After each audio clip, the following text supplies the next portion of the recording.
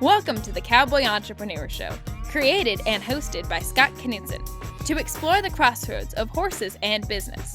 Now here's your host, Scott Knudsen. Hi, and welcome to the Cowboy Entrepreneur Show. I'm your host, Scott Knudsen.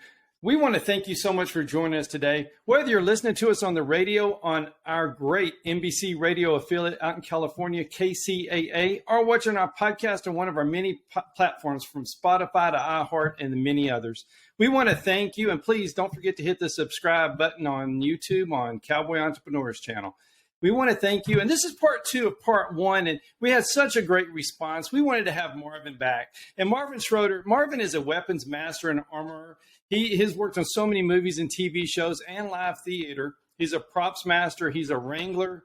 He started the Frontier History Company. He's a historical coordinator. And he just does so much. And, man, it was so much fun to have him on. And we couldn't wait to get him back. And we listened. So thank you for all the messages wanting him back. So we did it as fast as his schedule allowed. And right now, Marvin is in Fredericksburg, Texas, at the Fredericksburg Theater Company, working on a live theater production of The Man Who Shot Liberty Valance. And we know that's going to be a great run, 12 or 13 shows there. And Marvin, welcome back. Good afternoon. How are you? Oh, we're doing well, man. I'm glad I got all that out, so now I can just talk. That was a mouthful. Of course, now you tell everybody about all this stuff I've done. It's like one of these days I'm going to learn one of these things. I just want to know a little bit about each one. It's so interesting to me. And, you know, I grew up watching Westerns and I watch them now. Sure. I just love it. I love history and I love accurate history. And I think that's why the response has been so strong to what you've done. And since you're in Fredericksburg at the theater, in Fredericksburg Theater right there in Fredericksburg, Texas, can you talk about when you do a production like that, how does that work? Because everything is accurate from the period clothing to the weapons to the guns for Liberty Valance. So you just roll up a trailer, or how does that work? Well, you know, you get with the production crew, the director especially, because he's going to call the shots on what he wants and how they're looking at it. And they'll take the play and they'll break it out and they say, okay, we're going to, and you got your set design people, you got your people setting the stage. Well, then you come in and fill all the gaps. Like the property, you know, all right, we're going to set up a saloon at the scene. Well, in the saloon, they want a stove in the corner. They want this. So you got all this stuff. Well, over the years, I've collected a lot of this stuff. So, you know, okay, we're going to have shot glasses, whiskey bottles, and all the parts and pieces that go with it. And one of the fun parts was, you know, they got a scene there where a guy walks in with a shovel. Well, find a 1800 shovel that's not all rusted out or rotten. And so people go like, where'd you come up with that? You know, and well, that's what I do. But you have to read it and try to talk with everybody and say, okay, what are you looking for? And they'll tell you, you know, pretty much the angle they're going at, the desire they're looking for. And the same thing with the costuming. You know, you get with the costumer, and I've got a lot of experience with that. So you say, okay, late 1800s, early 1900s, or where are we going with this? And you cut a lot of slack with it because, remember, clothing for the men didn't change a whole lot. The women's clothing, though, changed just all the time, constantly. You know, the Paris fashions came in, boy, that was the new thing. And they would send out those books and magazines, and women would go, oh, I got to have that, you know. So, but the cowboys, you know, we pretty much stayed in some of the same clothing.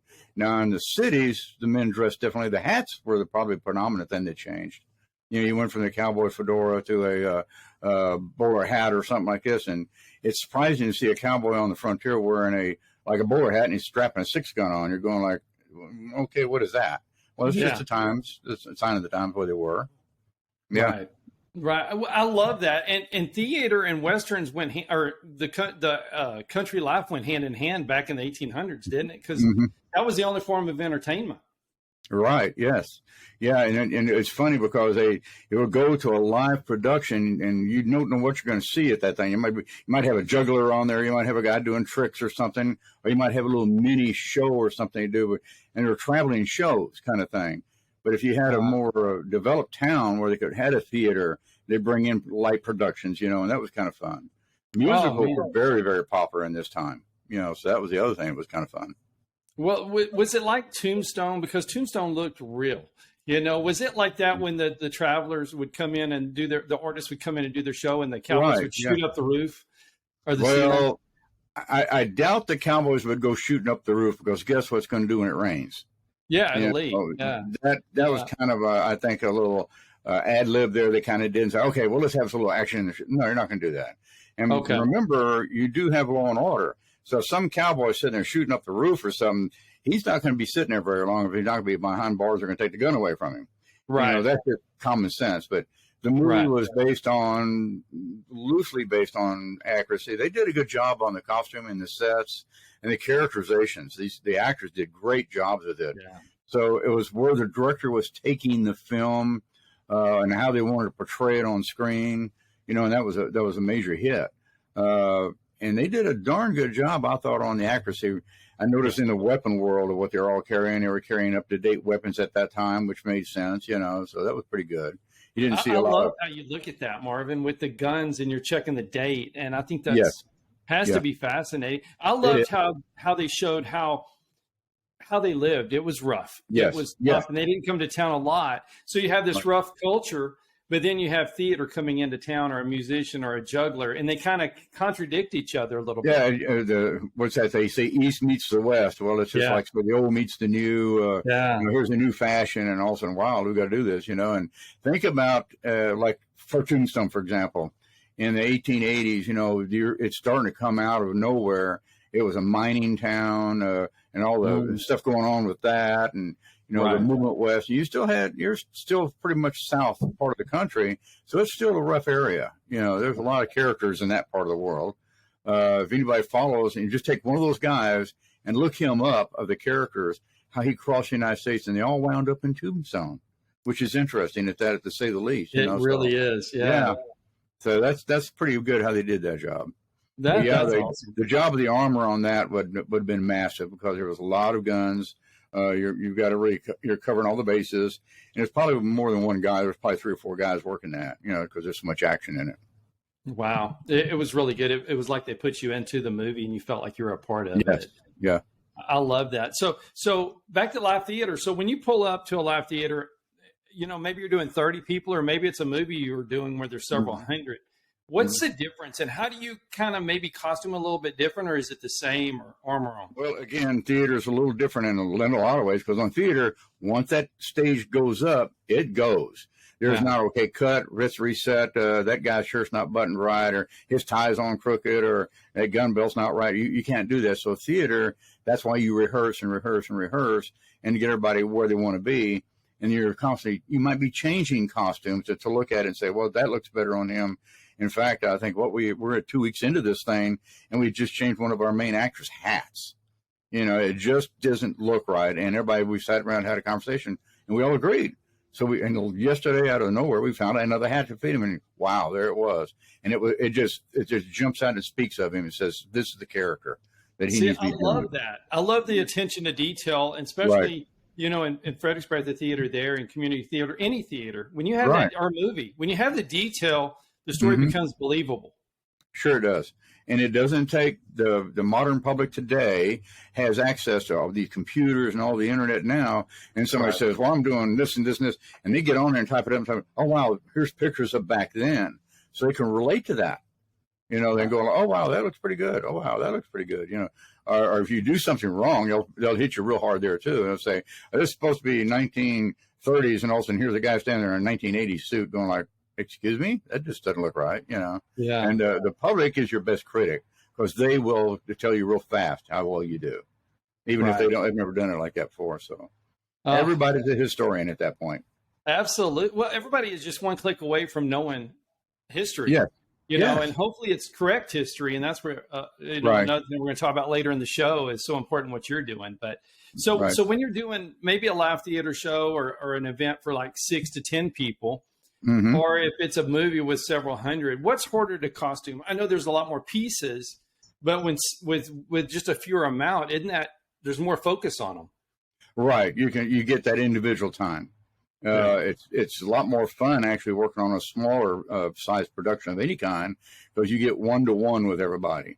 And everybody, we're all doubling up on some pieces of that, so it helps. But we have a costumer, and she's got it nailed on what she's doing. All I'm doing is behind the scene, help support her. So what are you looking for? What do you need? And making sure we try to keep it as close as we can for them. Yeah, that's what we do. So yeah, the theater is more fun too because it's real. There's no camera, there's no equipment, all and stuff stumbling over. You've got the actors, you got a set, and you learn your lines and go. Right. Makes sense. So what is one thing that you see in movies or TV today with either the costumes or the guns? Because the Westerns, people say it's coming back. For me, it never left. I found the places where they were showing them. But what do you see in more of the modern movies and TV shows that is not quite right? Is it the way they holster their pistols, or is it their clothing? It's a combination of stuff. You can tell, when you get around guns and people wearing them and handling them, you can tell really fast if this character actually knows what he's doing with it, how he wears it, and how he handles it. It's just, it's a tool, all right? And you got to know your tools. And sometimes they get over the top on this exaggeration of a fancy holster or something that just doesn't look, and you're going like, wait a minute, why is that gun barrel sticking 4 inches out of the bottom of the holster? Somebody cut the holster off or what? Well, it just, you can spot it. But yeah, some of the days I think they're also moving too fast. They don't take the time to get into that detail. It's just go, go, go, go, go. And it's people today want the action and all the stuff and moving. Well, that takes a little bit of its authenticity away because it doesn't show the grittiness, the tough times of the world, And there's I think the Westerns are coming back at different levels. You go everything from the TV series Deadwood to 1883 to then these little quick Westerns that are being shot. And it's a matter of budgets, really how much time they're going to spend and what kind of budget they can put on it. Right. Makes sense. I was watching one the other day and I love it just because they're trying hard, or maybe they're just trying. But there was one holster and it was beaded out or rhinestoned out, with the silver, but it wasn't dirty. It was bright. I'm thinking, I go down my dirt road and my truck is filthy. Exactly. So you would think that holster's dirty. I did a show one time for the BBC and we were trying to set it all up and the people in the costume said, well, how are we going to dirty them? And I said, well, are they all on horses? Yeah. I said, so I'm out of the horse. And I said, follow me. We rode down this road about a mile and a half, came back and everybody's cutting it. And I said, now just lightly, everybody shake and it falls off whatever, but what sticks. And they're going like, wow, that looks real. And I said, well, it is real. So it was just because it was a quick thing we had to do. Because we didn't want to spend the time really going through all that ramifications, getting it decked out, and wow, that never thought of that, So yeah, you're right. There's time and money. Yeah, absolutely. It always comes. It doesn't matter what business. It's always time and money. Yes, always sir. Time and money. Well, let's talk a little bit in this segment about training animals. You've done that too, and you're a wrangler. Do you remember the first horse you ever trained or worked with on a set? Actually, yes, I do. It was on a big Civil War movie we did, and it was a big gray horse, and Robert E. Lee, the character, was going to be riding it, and we had twins. You always have a pair of horses to match in case one of them goes bad or something like that. And the general public's not going to see slight differences in them, but what you got to watch out for is if they're too much taller, too much smaller. So you try to match the horses. And we had this one wrangler friend of ours that brought a horse in, but he was a little too hyped up. And he was just too energized, he wanted to go, go, go. So what we do in the morning, we get out there at 4 o'clock in the morning and start getting all the tack and saddles and up and horses up. And we'd saddle him up. And we all took turns riding him like crazy around the pins and everything just to get him out a little bit. And he did fine because they stand a lot. When you're just doing a scene where the officer's just looking at the battlefield, he's sitting there. That horse has got to stand there. And the funniest thing you always see in some of the older Westerns is they film it in a way where you see the horse at a profile or something, but horses are just like anything else, they're curious. And all of a sudden you see his head look right at the camera. Well, he just blocked the actor. Well, and it's pretty funny. This one would do that. He'd just lean forward and look down at that camera and go like, and we'd go like, okay, we got to get him quit doing that. But yeah, you just spend time working with them, And again, as most people know about animals, their horses are herd animals. They like being in their group. If you've got horses that you're bringing to the set that are used to a certain animal, you can bring the whole pack to the herd and let them be off camera, and they're comfortable. They're sitting there, okay, here, my buddy's here, I'm okay. I don't have to do anything crazy, Right. And if they've worked in the film before, the horse are used to all that equipment. Sometimes that the panels or the lights and all these guys moving around the rips and the electrics and all the cables, every rope, every piece of wire, sometimes small strings look like a snake to a horse. Right. And you got to get them over that, so they're not going to go like, my God, that's a snake down. No, it's not. It's an electric cable. Don't do things. You're fine. So, yeah. It's kind of fun with that. That's really cool that you said that about the snake and the electrical cord, because they see things different than we do. Yes, they do. That's what else, like something else like that. I think that's so fascinating when you take a horse to the city, like I've done for events, everything they see is different than what I see. Right. And if they're used to working, say we're on a ranch somewhere out in the wilds out there or whatever, and you're working with them, you're getting ready to do a scene. We did one in Little Rock, Arkansas, in the cobblestone streets, right? And they said, okay, fine, we'll get the horse out here and we'll work them. Well, then we get downtown, and I'm actually driving a Barouche, which is a single horse carriage, real fancy carriage. And I've got a lady on this thing, in fact, the principal actress. And I'm going like, okay, and the name horse was Glory. And I was thinking, okay, Glory, you've been down this road before. And she was well-trained, and she was Amish trained. That horse acted better than anybody on the set, did nothing perturb her, and she just stood there.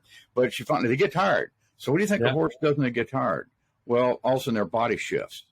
Well, they're 4 legs, right?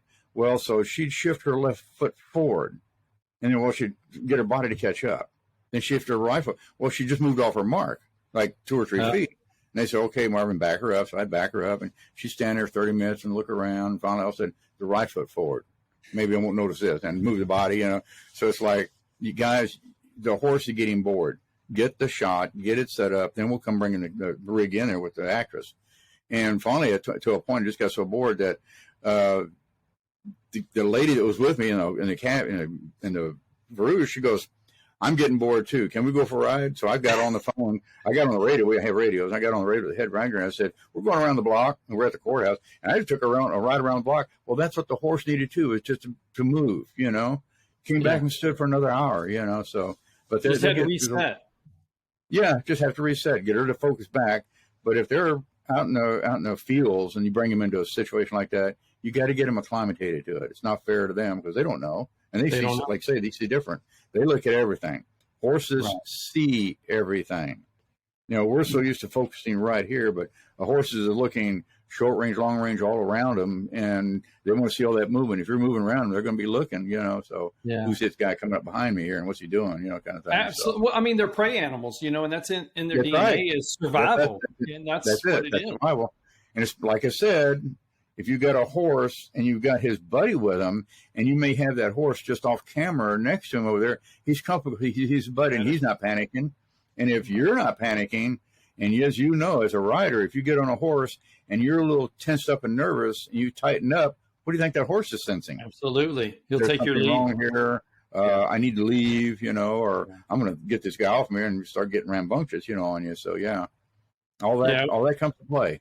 Yeah. When we travel with a younger horse or maybe one that's not exposed, maybe off the ranch, it's never been exposed to or asphalt, we'll always, take another horse, or we'll take a goat or something just to calm them down. And it really helps. Be comfortable with them. Yeah, it's kind of like me. I got to travel with somebody too, keep me calm. Yeah, the funniest team I ever worked with, this guy, we had a longhorn cow or a longhorn bull that was going to be in a scene. Well, the storyline, they wanted a longhorn cow. Well, we didn't have one, so he had this longhorn bull, and we still apologize to that poor guy to make him think he's a female. But so we're on this set, and his buddy was a camel. That was they were mates. And it was like, okay. And I asked the head wrangler, I said, what are we going to do about that? And he said, well, I'll bring him. So in the background, the first 3 or 4 takes, they didn't see each other. So the camel started braying looking for his buddy. And they're talking to each other. And we're going, well, that ain't going to work. So we had to bring the camel and put it in the stall next to where the bull was. And it looked like they were trying to milk it, right? Well, it's kind of strange. Yeah. But that camel sat there, and then they were calm because they could see each other. You didn't separate them. Yeah. Yeah. I love stories like that. I love stories like that. Well, we're going to have more stories when we come back from break on the Cowboy Entrepreneur Show with Marvin Schroeder. Scott will be right back with more. Hi, I'm Scott Knudsen, host of the Cowboy Entrepreneur Show, heard on KCAA Fridays, 3 p.m. Pacific. I'd like to talk to you about something I'm very passionate about. Those that know me know I love my coffee. In the morning, afternoon, and even late in the evening, I enjoy a good cup of coffee almost any time of the day. Now, my team at the Cowboy Entrepreneur Show has been working for several months on creating and introducing our own brand of coffee. We wanted to make sure that we got it just right. We don't want to put our name on anything unless we're 100% certain that it's the best product available, and we've finally done it. We have created a wonderful line of coffees, 13 fantastic flavors offered in whole bean, ground, and K-cups. Any way you like to brew your coffee. Now, each of our coffees carries our brand, the very same brand that we put on our horses, our trailers, and our chaps. So you know that this is a quality product. And we only use 100% Arabica beans, the very best beans available. Just listen to some of these wonderful blends and flavors. Jamaican Me Crazy, Honduran San Marcos, Chocolate Cherry Amaretto, Breakfast Blend, and my very favorite, Haley's Blend. A coffee so good, we named it after my daughter. You can order these coffees today by going online to javacowboy.com. That's javacowboy.com. And if you order today, you can get an extra 10% off your final purchase just by entering the promo code COWBOY on checkout. Remember, that's promo code COWBOY for an extra 10% off. Just go to javacowboy.com to order your coffee today. Hello, I'm Scott Knudsen, host of the Cowboy Entrepreneur Show. I want to tell you about a product I've tried and I love, and I feel the Cowboy Entrepreneur audience will as well. It's Rebellious Infusions. Rebellious Infusions, they're little packets of flavor. And you know, it gets hot in South Texas, over 100 degrees every day. And I like my water, but it's water. So I use these infusions, put them in my water. It makes it cold. It's great flavor, 0 sugar, 0 calories. It's pure energy infusions. Rebellious Infusions. Go to drinkrebellious.com or on all social media platforms. Drink Rebellious.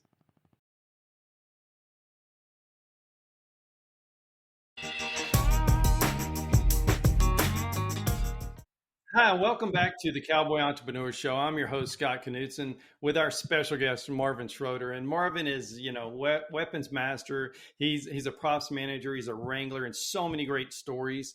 And we've been telling some stories about the animals in the movies and some fun things to learn from that. But let's talk actors and actresses. Okay. Yeah, immediately. Loaded subject right there now.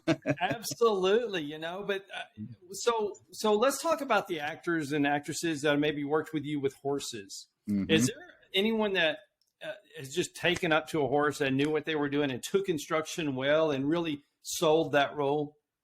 Well, and that's real easy to say now. Again, most all the actors, if they're been around a while, they have agents. Well, if they're looking for jobs, they want a job just like anybody else does. So their agents will sell that actor to a production company. Say, "Oh yeah, my guy can do this, that, the other," and all of a sudden they show up and you look at them and they're going like, "Okay, let's go get saddled up and go for a ride." And they look at you like a deer in headlights, and you can tell real fast. So you got to take that edge off of them and get them comfortable around the animals. And that's a simple process. So in the morning when we're saddling the horse, getting ready, we'll usually bring the actors in early to kind of be around that a little bit and see the action, what's going on. And so the animals are comfortable too. But yeah, most of them take it really well. Every now and then you get a guy that shows up and he's all in. He knows what he's doing. You don't have to say, in fact, earlier they're checking your work, make sure you've got it rigged out right, and that headstall's on good, or he's got the bit in the right place, and I've seen so many that go wrong. Or they're looking at that lighter leather, make sure there's not a small cut in or something like that. So if they jerk on it, it's not going to tear or break or whatever. And that's a good sign of a horseman, as you know. And they're checking that length on that stirrup. We don't set the stirrups until the actor gets there to kind of get an idea, because sometimes long-legged, short-legged, or whatever. Right. And you don't want to, cinch that horse up too tight anyway, so he can breathe, this kind of thing. So it's fun to work with that. And then some actors look at you and go like, "Well, I got this," and they really don't. They may have a different style of riding. There's all different kinds of style. Cowboy saddles are different than English saddles, we all know. And boy, there's a whole different style. But if you get somebody that really has been through all that, knows that stuff, it's a blessing, because all you want to do is make sure their rig is right, the horse is right, they're all good to go. And the guy walks up, mounts up, and okay, let's go to the set, perfect. But you get a lot of them that aren't. You really do. Well, it helps the movie be sellable. But, sure does. So, and when you get an actor or an actress in, and you're working with the horse to make sure they're not looking at the camera and getting in the camera side like you were just talking about, and you're having to make sure this guy doesn't just fall off, not get thrown off. The horses are trained, but just fall off. Yeah. So then you're taking care of two animals, basically. Well, yeah, and also there's another thing about sitting on a horse for a long period of time, if you're not used to it, as well, it's in your hips and your legs and your knees, that's going to get tired worse, and you're going to get cramps or muscle spasms or whatever. So we tell them, relax, but sit up straight. Don't hunch over. You're not like 80 years old. And relax those reins. Don't keep pulling on those reins, because you're giving that horse a whole different signal there. And if you're more relaxed, that horse is going to relax. And they're looking at you like, well, I got to hang on. No, you don't. The horse not going anywhere. Just sit in the middle. Sit comfortable. Balance yourself in the saddle, and everything's fine. The saddles today, and even the Midwestern saddles, are very good to comfortable sit on.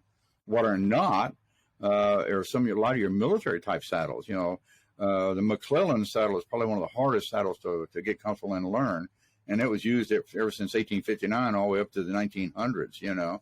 The last time we used that saddle was in 1914, 1915, but it went through a different modification, but it's still a McClellan, and it's a military saddle. It's not designed for roping or doing anything. It doesn't have a horn on it, but it's got all these tie points where you can hang all kinds of stuff off of it. But yeah, it takes a lot of getting training to them, and you want them to get out there every day if they can, to get a little time in the saddle, so to speak.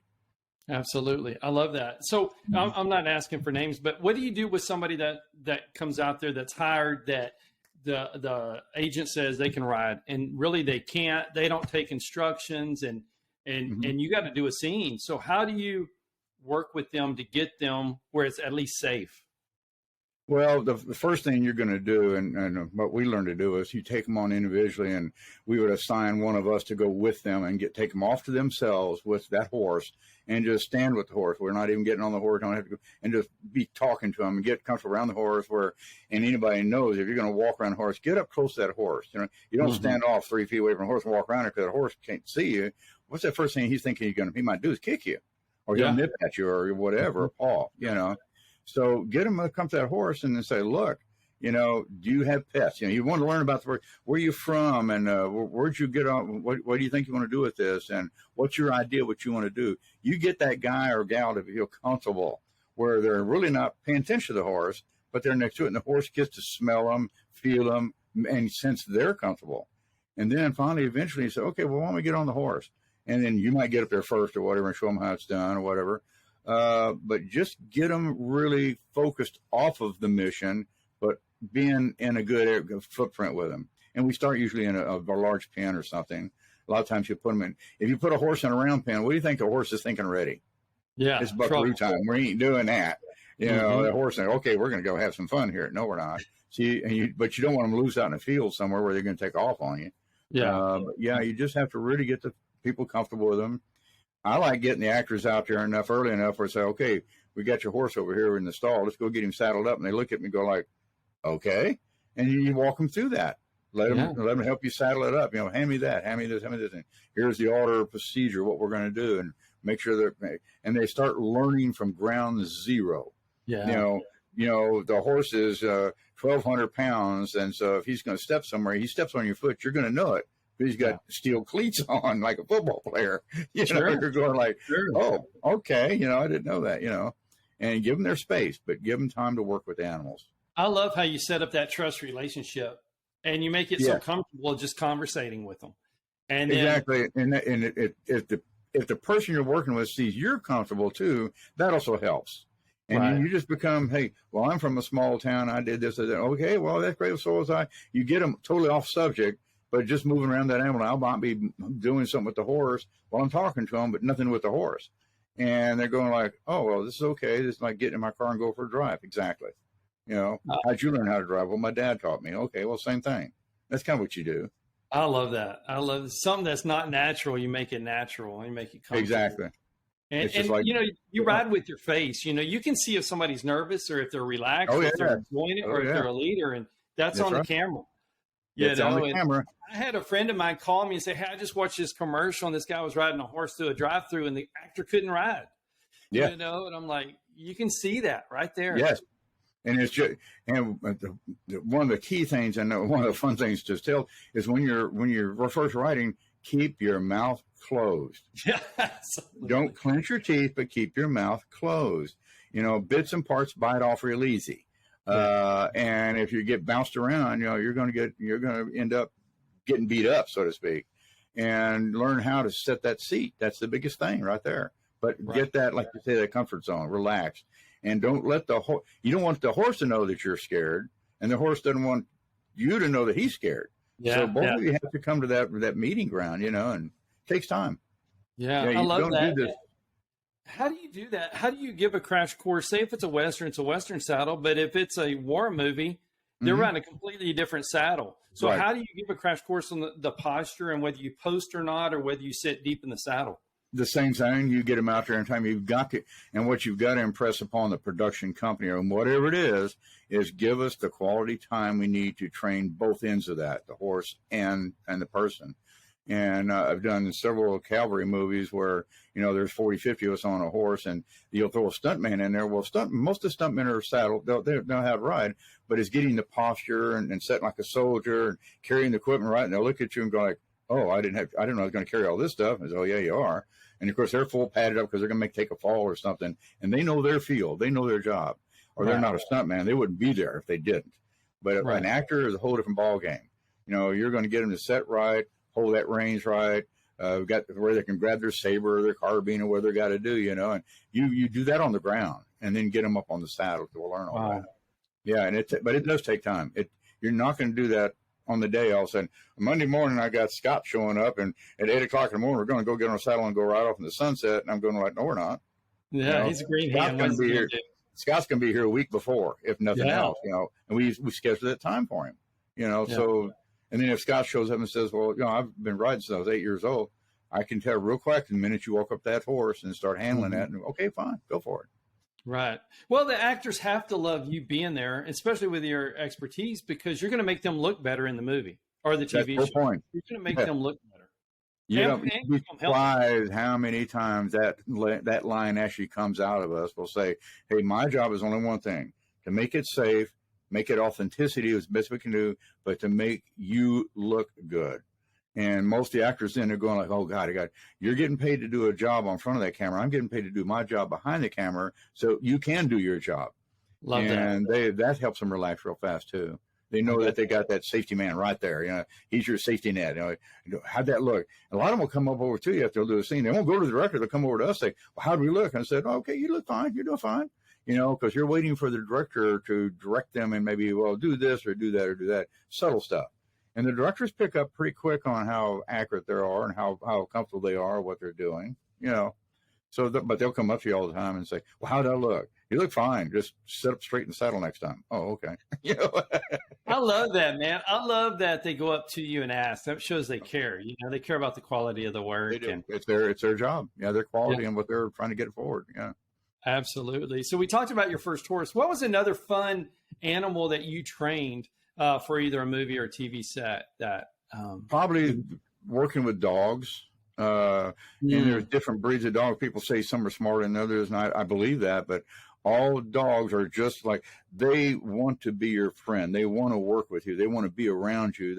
They're part of that. They want to be that family. And if you give dog that leadership to go into there, they're going to be a part. They want to perform. And we don't see a lot of dogs in Westerns because hounds are more correct for that period. You don't see one of those Malinois in there. You're not going to see a German Shepherd. You're not going to see these fancy dogs in a Western because that's not correct. Right. So you get these hounds, and we pick them up just anywhere we can. If we can find them and start working them as puppies and getting them used to that stuff. And it's fun how they adapt. They adapt real fast. And they're fast learners, And of course, there are some people say, well, you give them treats or you don't give them treats. There's both schools of thought, and I've seen both of them work, either way. But probably the most challenging thing we ever did one time was worked with an alligator. And he was like 6 foot long, and they're fairly docile. They're not aggressive. They don't come after you unless they're hungry. And they're also more inhibited by you because, you're a different thing. But they just kind of sit there and lazy, and they like to sleep a lot. It's like, hey, wake up, buddy. We got a scene to do here, And all they wanted him to do was walk across his camp. Like, there's a bunch of campers camping. He was going to walk across the scene. And, of course, we got him used to doing that with fish, naturally, And so we held him fish on a stick, and he'd follow that. And just off camera, we were about a foot off camera where they couldn't see him. And he'd come walking across that set. And we did it in 2 takes, and he was fine. They took him back to wherever he lived. I don't know who he belonged to. You know? I don't know, but you make it sound so simple. So, who was the first guy to put a fish on a stick and lead an alligator? You know, say, okay, let's say it's just something we thought of it on the day. You know, saying, okay, how are we going to get this done? You know, but the alligator, they had him do it, and he was fine. I think it was a he. I'm not sure, but yeah, he was never snake. You know, the dead dangerous end of an alligator is their tail. As long as you stay in front of them, you can hold an alligator's mouth shut with 2 fingers. It's not their. It's this. They open it, but once you get it closed, they can't open it. You know, they're pretty straightforward. But that tail, you got to watch out because they hit you pretty hard. You know, so. Wow. I love the confidence, man. It makes me think I can go wrangle an alligator. I think I'm going to stick with horses, but I'm a horse and cow guy, so I'm going to probably stick in that field. Yeah, same here. Yeah. Alligators have a special place, but, you know, and a lot of people don't realize how big they can be and how heavy they can be. And again, if they're hungry and they're coming after food, you know, so that's just, you got to respect them. Yeah, absolutely. You know? So we talked alligators, dogs, camels, horses. Can you give us one more before break? One more cool animal that probably was some. We had some penguins. Penguins. Penguin, yes. And we had a person that actually had these things, and they're very intelligent. And they were doing a scene where it's kind of a comedic scene where these 2 penguins were going to walk through this house. You know, like they live there. And they're going, and they go out the back door, and they jump in the swimming pool, they swim around and come back out. And then this guy goes in and gets a towel, and he towels them off, and they walk back into the bedroom. And the guy's standing there going, "Hey, this, oh yeah, I didn't tell you, but I got some strange pets." And the guy goes, "Really?" You know, but they did fine. You know, they were, and they're food oriented. You know, we have fish for them or something like that, and you know, they sit there and look at you. I'm not doing anything else to give you something to eat. You know, okay, all right. And you know, they can be aggressive. You know, but they're pretty good. Yeah, they can be pretty good size. But they're very protective of them, their little clan or group or whatever. But yeah, and you get the look. They get to looking at you like, are they looking at me like I'm lunch, or are they looking at me like I'm supposed to do something here? You know, so yeah. It's time to throw them a fish. Yeah, time to give them something to eat. And they got a great sense of smell for it. So you know, like, okay, yeah, they know that pouch on your hips got their sardines or whatever in it, and they're going like, I like what you got in that pouch. Okay, no problem. Oh man, how cool is that? I love it, man. I love it. Well, we're going to take a quick break, and then we'll be right back on the Cowboy Entrepreneur Show with more great stories from Marvin and talk about accurate history and where to find it and what it is. Okay. We'll be right back. All righty. Thank you for listening to the Cowboy Entrepreneur Show. Scott will be right back with more. For more information on Scott Knudsen, the Cowboy Entrepreneur, visit us online at cowboyentrepreneur.com. Hi, I'm Scott Knudsen, host of the Cowboy Entrepreneur Show, heard on KCAA Fridays, 3 p.m. Pacific. I'd like to talk to you about something I'm very passionate about. Those that know me know I love my coffee. In the morning, afternoon, and even late in the evening, I enjoy a good cup of coffee almost any time of the day. Now, my team at the Cowboy Entrepreneur Show has been working for several months on creating and introducing our own brand of coffee. We wanted to make sure that we got it just right. We don't want to put our name on anything unless we're 100% certain that it's the best product available, and we've finally done it.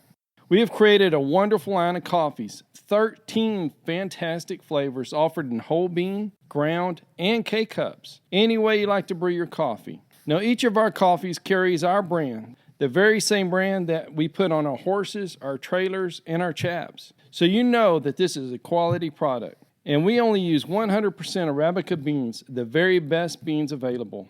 Just listen to some of these wonderful blends and flavors. Jamaican Me Crazy, Honduran San Marcos, Chocolate Cherry Amaretto, Breakfast Blend, and my very favorite, Haley's Blend. A coffee so good, we named it after my daughter. You can order these coffees today by going online to javacowboy.com. That's javacowboy.com. And if you order today, you can get an extra 10% off your final purchase just by entering the promo code COWBOY on checkout. Remember, that's promo code COWBOY for an extra 10% off. Just go to javacowboy.com to order your coffee today. Hello, I'm Scott Knudsen, host of the Cowboy Entrepreneur Show. I want to tell you about a product I've tried and I love, and I feel the Cowboy Entrepreneur audience will as well. It's Rebellious Infusions. Rebellious Infusions, they're little packets of flavor. And you know, it gets hot in South Texas, over 100 degrees every day. And I like my water, but it's water. So I use these infusions, put them in my water. It makes it cold. It's great flavor, 0 sugar, 0 calories. It's pure energy infusions. Rebellious infusions. Go to drinkrebellious.com or on all social media platforms. Drink Rebellious.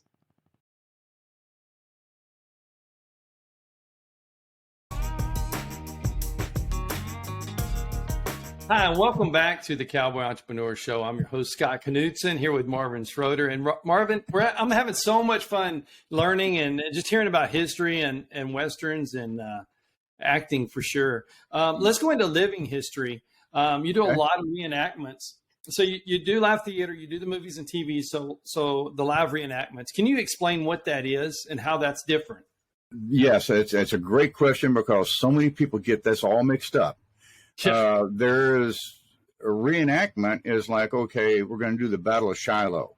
So both sides get out there and they have a miniature war, like you find, doing their movements, and they set it up to a certain point, and you just let the natural ebb and flow follow with it. And that's called a reenactment. Or if you're doing, like, say, the Battle of San Jacinto, you're doing the battle itself. So you set it up and let the actors, the reenactors, carry it out. Well, we know how it came out. Okay, we know how it ends, and that's the end of it, what we do it. Living history is different. You carry on a role of a persona, of a person that actually lived in history, and you try to convince the public this is what that person did, or how they did, or what they did, or how they lived. So if you're doing the life of a farmer and his family in living history world, say 1850, you got the clothes and all the equipment and all the stuff that does that, but you got to know how to use it and talk about it. But you also have a difference of what they call first person or third person. First person means I'm Jack Hayes. I'm a Texas Ranger in 1842. Third person is, hey, I'm going to tell you about Jack Hayes of 1842. Gotcha. So that's the big differences. Reenactors go out and have fun with it and reenact stuff. Living history is you're teaching history through characterization, almost like a play, just same thing. Wow. It's just so fascinating, and it's so needed, and I appreciate everyone that does that. So history doesn't die. It just keeps going. Right. And I love that. So when you're doing a movie or doing, history, whether it's reenactments or living history, the purebred quarter horse or purebred thoroughbred now has changed since the mid 1800s so much. Oh, yes. There was more Mustang influence and more different influences. How do you match that many horses to what the period was? You really can't. And now, we've got a lot of those wild horses out there that people are trying to save or protect or whatever, because that is a uniqueness to them, their own, but they're not brought into that industry. So our modern horses and the cowboys and the people that work on all this, they see that, but you're really not going to get much out of that. Not going to be able to change that much. You can go into that and bring some Mustangs in, but remember, those are Mustangs. And they take a lot more training, and they're a lot harder to train.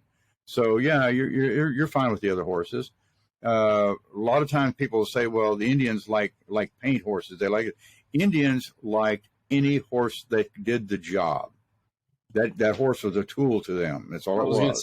So it wasn't a prescribed horse. Okay, all the Indians rode paint horses. No, they didn't. They rode what they had or what they could get, and if it did the job for them, so there it is. So, you have that issue. So I love that. And I love you said that, because so many people think that was the only horse they rode, but, whatever they could find. And depends on the part of the country where they were. You look at history, you can figure out pretty quick what was the predominant horse in that area. That's what you lead with, but then, if you see a horse out there in a solid collar or something like that, it's no big deal. They got them too. A lot of people don't realize a lot of Indians also rode mules. Or they'll ride whatever they got because, again, it did the job. And of course, we know that you're going to ride a mule. You're also asking for some other issues that come up with mules, and horses are different. The mule can be a little more stubbornish, but a mule is more sturdy and foot-wise than a horse is in a lot of rough country. And they have some of the attributes a horse doesn't have. And it takes somebody that really knows what they're doing with them to work that. But, I think it's so fascinating. What's one question that you're asked all the time, like when you're on a movie set or a TV set, say by a producer or director, probably a director, getting a shot? What do they ask you? Like, what would look best? Or are they saying, I want this shot. Can you do this? Yeah, you get the most question you get is you're there just to provide them either a historical background or either a safety net or like weapons or animals, whatever you're doing, and they'll turn and say, okay, we've got everybody dressed up correctly in this time. So they have this guy draw a gun or something, do something like that, and you don't want to bully the director. You're not going to run over them. You let them do what they're going to do. It's their movie. But you say, well, sir, this is the way they would do this. And they say, oh, okay, they wouldn't do that way. Well, not really. No, that's not that correct. And let them take it for where they're going to run with it. Now, if it's a historical piece, you're working in consort with that and make it right. But just as a art piece, they're going to draw out of what they want to do. And I've done a lot of those where they go, okay, that makes sense. And they're looking and go, well, it doesn't really work for the camera. Camera angles and the lens is a trick. Because it doesn't see the same thing like you would think. And you've got to fix that. You got to treat that. And working with guns on a movie set, especially in close proximity, there's so many other considerations. And number one is safety. Is how we're going to make that shot look good without having issues. Well, that's where we step in and say, okay, we do this. And in our weapon system, we had different ammunition for that. You have half loads, quarter loads, full loads, or just primer cap loads, something that gives you the look. And then later they'll add the sound effects over that. The beautiful thing about film today is with the digital capabilities, they can do a lot more with it than we could when you're running raw film. That's a lot more challenging. Oh, well, I was going to say, the guns sound different, when you're shooting and the smoke that comes out or the fire powder is different. Right. Now, one of the weakest things we see all the actors do, and it's nobody's fault, but if you've never shot a 6-gun live, it jumps in your hand. It's going to have a recoil. It's Newton's third law. Every action has an opposite and equal reaction. Bullet goes that way, gun goes this way. Yeah. So to get them to react that way according to how the weapon works, that's one of the biggest, hardest things to show in a film. Most people don't react, or they overreact. They make that 45 look like a 44-40 going off in their hand, and it goes over the shoulder. You go, no. It's not that bad. A lot of times they'll take actors to a live range and let them fire some live stuff. Awesome. That's cool. Now understand the language. At a live range, not on a movie set. Right. Golden rule, you don't bring live ammunition to a movie set. That's a no-no. And you never mix your stuff up. That's where we come in play. We're the safety guys for that.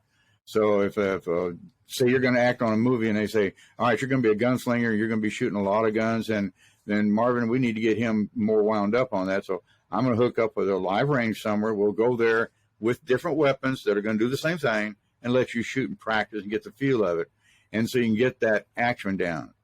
And then we get on the set, you'll know what you're doing with it. It's just that simple. I love that. Simple. But see, you're good at it. And, and the movie is relying really on you. Of course, the actors, the director, and all that stuff. But you have the animals. You've got the safety of the riders, making sure everything's historically accurate the best you can. So there's a lot of responsibility there for sure. The other thing I see a lot of times in movies when guys riding horses are shooting off of the horse, what's the worst thing you can do is shoot between the horse's ears with a gun. What do you think that horse is going to do? Absolutely. You're going to be on the ground, and he's going to be in the next county. Yeah. If he doesn't come back and stomp you because he didn't like what you just did. Yes. So you teach that, and there is ways to do that, and you've got to think about what did they do. It doesn't make sense. Right. I worked on a movie where we got attacked, and we had to lay our horses down and shoot over them. Well, that was a military tactic we did. Yeah. When I think about that, I'm going like, how dumb was that? Because they shoot my horse, now I'm afoot. But that's what they did. But you get those horses to learn to lay down. And that takes a very specially trained horse to do that. And remember, the blanks are not as loud as live rounds are. And so they can add the sound later. So it might be a very light round. We have rules that govern what kind of ammunition we can use around horses. So that all helps too. But it's giving the actors all the tools and the animals the understanding. That's what we do. Right. I love that, man. I love that so much. Man, there's so many questions I want to ask you. So do you have something out for history? Because it's so great. And I think history over time gets watered down. It does. And do you have something like online where people can, this is one of the questions, do you teach this in schools, or is there an online program that you have so people can learn about history? Well, not really on our side, we don't, but I get a call a lot. Like, in fact, right after this program, I'm going to be going to our local little college satellite and doing a program on, ready for this, movie and guns. I love it. Play right off this. So we get a lot of calls. We'll go up and show up and do stuff like that. That's why I'm in my outfit today. So we do that. We do make schools if a school wants to come there, or if we have an off-site place, we can bring the school children, and it's all got to meet all the criteria of whatever safety rules they have in place. And you work with that, and you say, okay, here's what we're going to do. And we're going to talk about a movie or do something with a movie. And it's fun to do, but you've got to remember, in today's society, it's knowledge which is the power. And people running off, with this, I don't like guns, or I don't know this. Well, what do you know about them? If you don't know anything about them, how can you make an assessment? They're whatever it is. Right. So it's just like anything else. I'm going to go change the engine in my car. Have you ever done that? Or maybe you need to get a mechanic over to help you. So that's what it is. It's learning the knowledge. Like an actor meeting a horse for the first time, thinking he knows everything about that horse, but he really does. But once he knows the horse and understands it, yes, they build that relationship. They become partners. Exactly. Absolutely. Same thing. Absolutely. Yeah. Man, I love that. Man, I can't believe we're almost out of time. So educate us a little bit more. So let's talk. We were talking beforehand. Maybe some slogans or some sayings, and the whole 9 yards. Yeah, the whole 9 yards. And, you got me on that one doesn't. Okay, so here's a fun thing. You go to a school program, and he'll tell the kids and say, "Okay, I'm going to sell you a term, and you tell me what it means." And you say something like "flash in the pan." And maybe the teachers might have heard this before, but the young students, I've never heard that. What is that? Well, flash in the pan by our colloquialism today means, he's going to be a flash in the pan. He's not going to last. He's not good at his job, whatever. But it relates way back in early history to the flintlock rifle or pistol. If you put the powder in the little pan up there and it just flashes but doesn't ignite the charge, it's not going to go off. We call it a flash in the pan, which relates to the same thing. It didn't work. It's not going to work. Okay. That's another one. If you walk into a hardware store and you tell the guy, "Hey, I want the whole 9 yards," or better yet, "I want the lock, stock, and barrel." And they look at you, "What?" "Well, I'm building this thing, and I need the lock, stock, and barrel." Well, in 19th century, it meant I want a barrel, I want the lock, and I need the stock to put this rifle together. So that's what it relates to. So modern terms, more modern, if you will.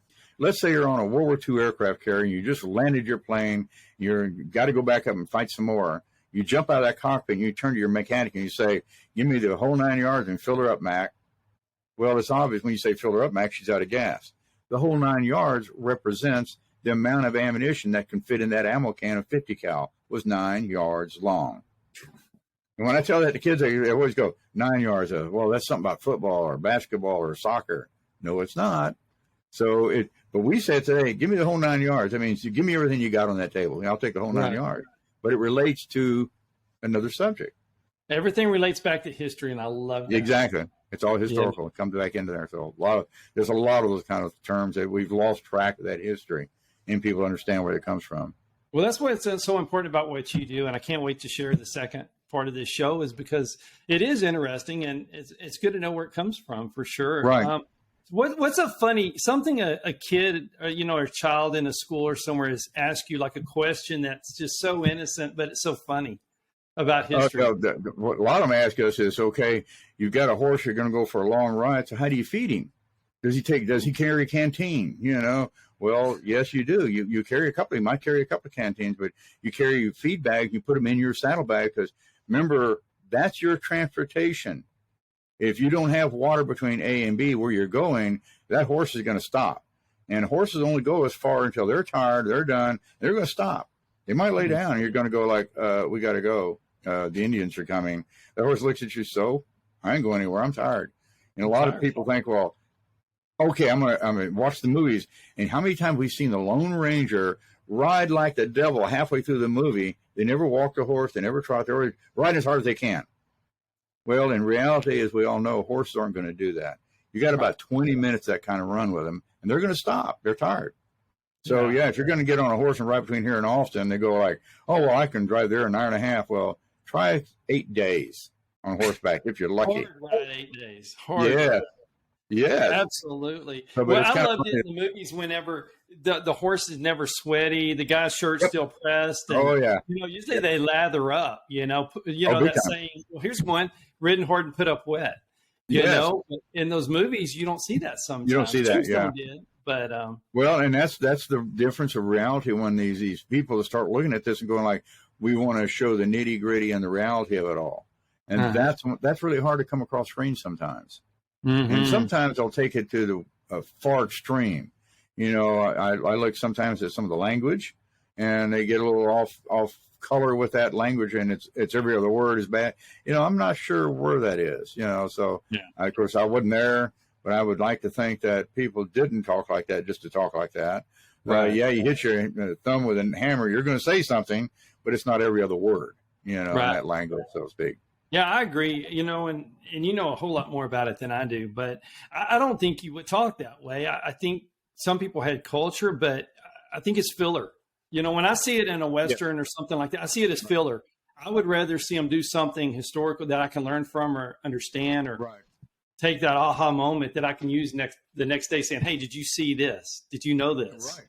Well, and here's the other thing, too, is you got to realize, too, back then, and I'd say 100 years ago, even more so, even in the early 1900s, I still believe that overall humanity was a lot more religious than they are today in so many ways. And we believed in the group organization of comradeship. People work together. Nowadays, you see somebody down on the side of the road. You going to stop and help them? Probably not. You're going to keep driving. Oh, they've already got a phone. They can call somebody. But how many times have we seen that? But in the days back when a wagon breaks down, everybody would stop and help them get back up and running, or their horse goes lame or something. That was pretty standard because you're spread out. There's not the population. So everybody kind of relied on each other. The barter system is another key thing, I think, in our early century where people, would share produce or stuff instead of buying or paying for something. They shared. And that brought you together differently. Well, yeah, because you're depending on somebody else for a part of your meal. And our tools to build your barn. And we couldn't you couldn't mount up your horse and go right down to the Amazon store and get what you needed, could you? Yeah, absolutely, absolutely. That hardware store carried it all, and it providing that they could get it. Wow. I love it, man. Well, Marvin, thank you so much for being on our show. And I know you got to go do a class, and I wish I was in town to go listen to it. But thank you so much for being on the Cowboy Entrepreneur Show. Thank you for keeping history alive. It's so important. Thanks for having me. You bet. Yeah. And thank you all for watching the Cowboy Entrepreneur Show. Thank you to all the great sponsors of the Cowboy Entrepreneur Show. If you or your business is interested in being a sponsor of the Cowboy Entrepreneur Show, please call our office at 830-992-1786 or visit our website, cowboyentrepreneur.com.